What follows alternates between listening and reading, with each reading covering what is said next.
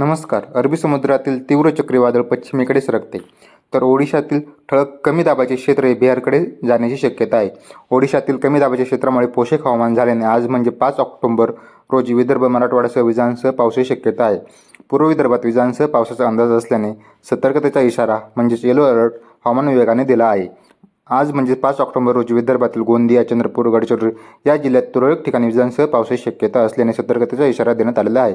छत्रपती संभाजीनगर, जालना, बीड, परभणी, हिंगोली, धाराशिव, लातूर, नांदेड या जिल्ह्यात विजांसह पावसाचा अंदाज असून उर्वरित राज्यात मुख्यतः उघडीपीसह तुरळक ठिकाणी हलक्या सरींची शक्यता आहे.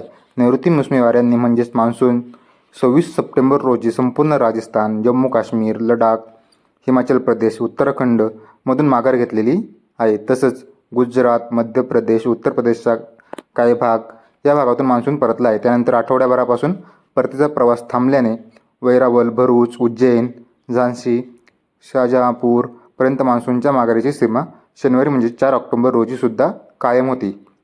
हवामानाच्या ताज्या अपडेटसाठी आपल्या यूट्यूब चॅनलला सबस्क्राईब करा आणि आपल्या व्हिडिओला लाईक करायला विसरू नका. धन्यवाद.